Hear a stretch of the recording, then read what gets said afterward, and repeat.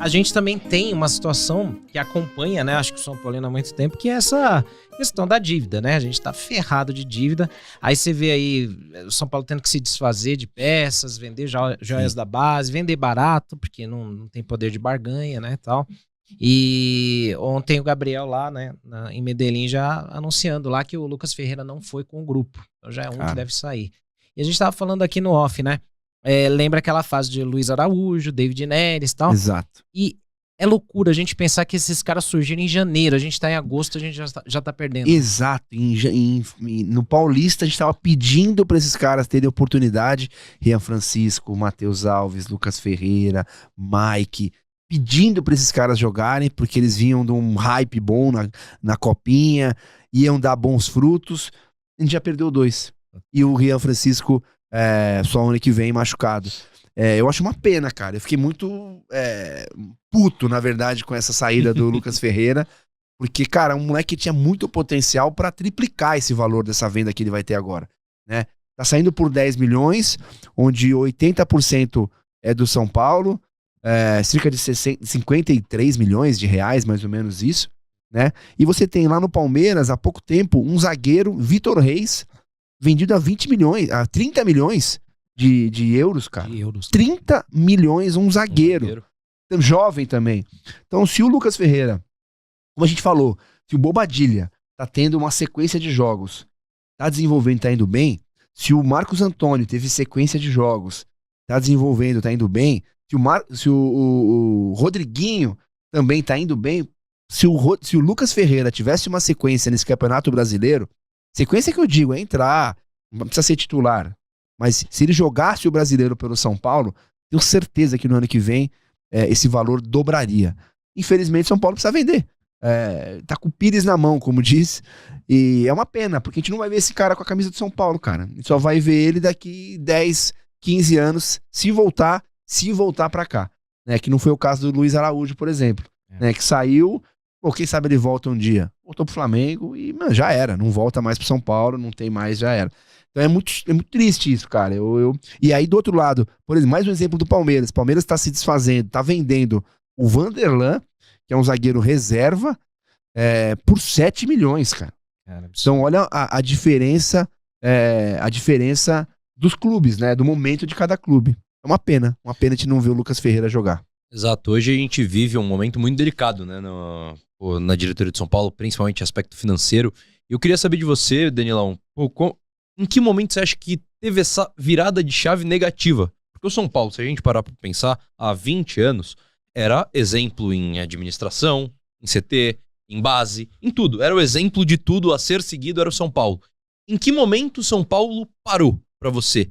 Você acha que foi no momento que o São Paulo se achou intocável, se achou de fato o soberano que era a época, e hoje colhe frutos de inúmeras más gestões?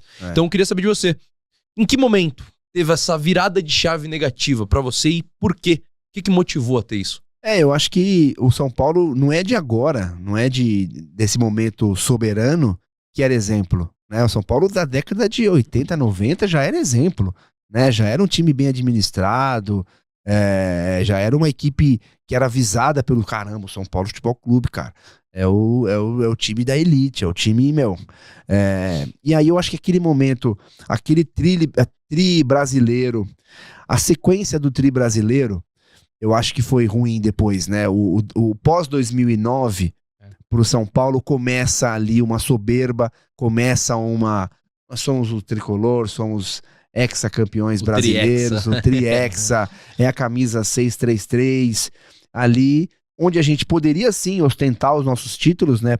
Poderia sim ostentar que era um clube a ser batido e referência, só que não tiveram a administração necessária, uma sequência de administrações absurdas, como a gente vê em outros clubes também, e que degringolou hoje, nesse momento que o São Paulo com uma dívida absurda e vendendo jogador a preço de banana. Acho que ali foi um grande... onde começou a caída ali nessa questão de administração de São Paulo. Vou até fazer as vezes do Gabriel aqui, que ele pergunta isso sempre, é um grande debate que a gente tem, né? E a gente sempre pergunta para os convidados aqui, até para levantar, provocar esse debate, né? se a SAF é o caminho. Porque a gente vê exemplos bons e ruins. Sim. Tem empresas que faliram, né? Então, né? E modelos administrativos que são péssimos e outros que conseguiram ressuscitar, né? Como é que você enxerga isso tudo, Danilão? Porque no Brasil, nos últimos tempos aí, a gente agora tá vendo do Botafogo aí, com o John Textor fazendo gambiarra ali, aqui e tal, a do Vasco, e tem modelos associativos que ressuscitaram como o do Palmeiras e o do Flamengo, né? Mas SAF seria o caminho para o São Paulo sair dessa... Você tem o Bahia, por exemplo, do Grupo City, né? Um exemplo, que para mim é um exemplo muito positivo e regular, né? Tá sendo muito regular ali, tá mantendo. Contrário do Botafogo, que teve um pico e agora você vê, caramba, pra onde vai esse Botafogo? Vai voltar ao que era? Eles vão conseguir manter. Eu acho que times como o São Paulo, gigantescos assim, eu acho que tem possibilidades de não precisar da SAF, sabe? O São Paulo é muito grande, cara. Só que precisa de uma administração mais interessante, né? Estamos num momento de venda de jogadores jovens por preços mais baratos? Estamos. Mas a gente não pode renovar um contrato de um lateral como Cédric Soares por 3 anos, né? Que chegou para ficar 3 meses, fez teve um bom momento. Você não pode dar 3 anos pro cara. Você não pode renovar um contrato de um Jandrei, goleiro reserva, por 300 mil reais, sabe? Então, esse é o meu medo, meu problema com o São Paulo, né? Tudo bem, vendeu. A gente entende que tem que vender o Lucas Ferreira. Só que, pô, e o resto? Né? E essas renovações de contrato absurdas que eles têm feito? Eu acho, pro São Paulo, eu acho que o São Paulo ainda não precisa da SAF. Eu acho que ainda não seria o momento. Acho que ainda precisamos ter paciência. Alguns anos aí, não é de uma hora para outra, que você paga as dívidas, que você equaliza as contas. Só que também não adianta os caras fazerem o que estão fazendo. Não adianta os caras renovar contrato de 3 anos com um jogador que tá em fim de carreira. Entendeu? Que tá no final da carreira. Né? Então, se for assim, aí vai ter que partir pra uma SAF. Aí não tem jeito. Mas se tiver uma administração correta, aí dá pro São Paulo usar outros exemplos aí do futebol e conseguir equalizar pra se manter sem se tornar uma SAF, que não é a salvação pra todo mundo. Não é, como você falou, tem vários exemplos aí. Daqui a pouco todo mundo virou SAF e só um vai ganhar, mano. Só tem um campeão, não tem essa. E 4 vão cair. E 4 SAFs vão cair. Então não é, tem que virar SAF pra salvar. Não é assim. Se a SAF for mal administrada, dá na mesma. Você vê uma luz no fim do túnel na gestão tradicional, digamos assim, sem ser na SAF? Porque a gente vê, por exemplo, acho que o exemplo principal de um clube que era quase falido e hoje é um fenômeno, que é o Flamengo, com o Bandeira de Melo, conseguiram equalizar as contas e hoje colhem os frutos tendo um elenco de padrão europeu. Mas você vê uma luz no fim do túnel, você acha que o São Paulo consegue?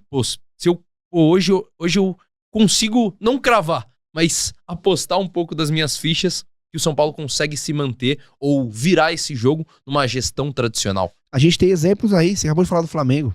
O Palmeiras é um exemplo. O Palmeiras era um time também que tava, quase no tri rebaixado. Quase no tri rebaixamento, cara. Um time que foi 2 vezes rebaixado.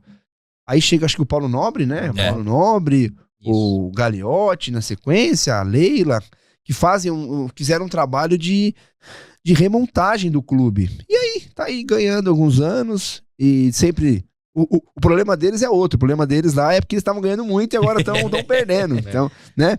Então tem luz no fim do túnel, sim. Tendo uma boa administração, tendo profissionais competentes que saibam lidar com a gestão, dá tudo certo. O São Paulo é gigantesco. São Paulo tá entre os 3 maiores clubes do Brasil. Exato. Então, cara, pelo amor de Deus, se São Paulo não conseguir se ajeitar, ninguém consegue. Porque não é só a grana injetada, não, no caso do Palmeiras, né? Eu sempre falo isso daí, o caso do Paulo Nobre, lá tudo.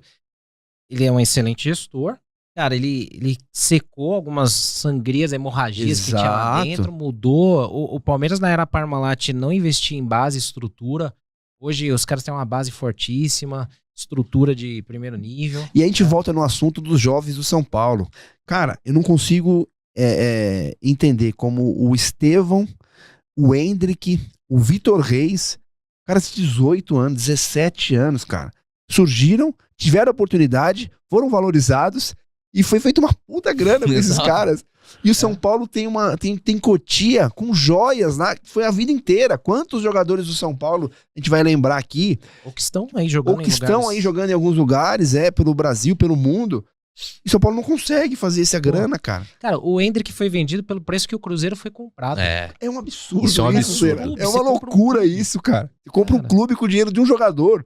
O São Paulo não consegue fazer isso, cara. Porra. Com o Rian Francisco, com o próprio Lucas Ferreira, teve o David Neres, teve o Luiz Araújo, teve Lucas, teve Kaká, Militão. Quantos caras aí surgiram e podia ter feito muito mais grana pro São Paulo.